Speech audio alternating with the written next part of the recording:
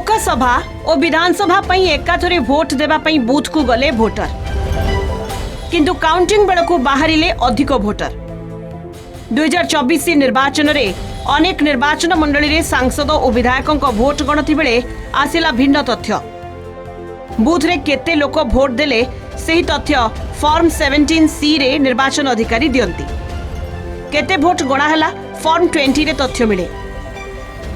एथिरे ताळमेळ रहिला नाही एही तथ्य मध्य देले नाही कि सार्वजनीन कलेनी निर्वाचन कमिशनर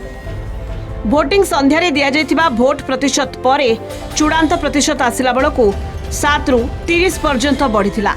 निर्वाचन बेले अनेक बूथ रे ईवीएम खराब होइथिला खराब हेबा पूर्वरु केते भोट पड़िथिला मेशिन परिवर्तन हेबा परे केते भोट पड़िला तार तथ्य मध्य निर्वाचन कमिशन का पक्षरु रखा गला नाही ईवीएम ऑडिट पई कोनोसी व्यवस्था नाही तेणु ईवीएम टैंपरिंग करी निज सपक्ष रे निर्वाचन को निया जायछि बोली पुणी थरे अभियोग करिछि BJD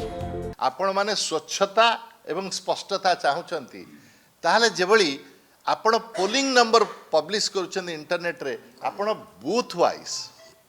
assembly constituency wise parliamentary constituency wise 17C form टा इंटरनेट रे काई पब्लिश कर दो नाती एथर लुचिबार कोन अछि आमे गलु भोट देलु केते लोक भोट देले ईवीएम रे एटा तो सेथर लिखा आइछि ने एथरे कोई राष्ट्र रहस्य नाही सेटा पब्लिश कर देबा उचित जदि आगे भोट पड़ीला 700 गणिला बेले सेटा 1000 केमती हे गला 1000 भोट पड़ीला आपण 700 गणिले कोनोसी कारणु गणले नाही तार उत्तर दैछंती से विषय चर्चा करबा किंतु 700 भोट जदि लिखा आइतला 17C रे 20 फॉर्म रे 1000 भोट गणति किबती हला को परिस्थिति रे हेई पारे काहे की हला ए प्रश्न रो उत्तर हमको मिलिला नाही पूर्वर ओडिसा रे भोट गड़बड़ नै जातीय गणमाध्यम रे चर्चा होईछि फॉर्म 17C भोट ग्रहण शेष हेबा परे प्रति बूथ रे केते भोट पड़िला तार हिसाब दिए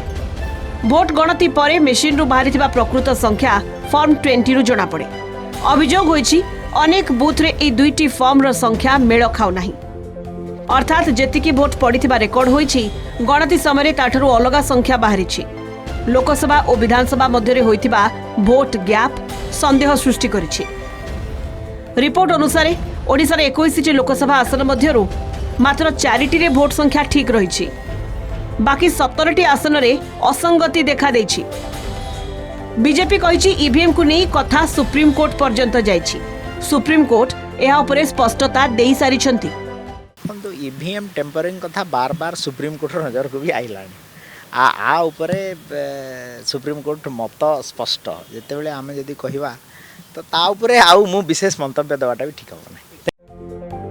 स्वच्छ और निरपेक्ष निर्वाचन परिचालना कथा बारंबार कही आसुछि ईसीआई विभिन्न दलर अभियोग और भोटर को संदेह परे निर्वाचन कमिशन को वार्ता केते वास्तववादी ताकु नै एबे उठिछि प्रश्न भुवनेश्वर वीडियोग्राफर दोलगोविंद नायक सह प्रतिकांत नायक रिपोर्ट कलिंग टीवी।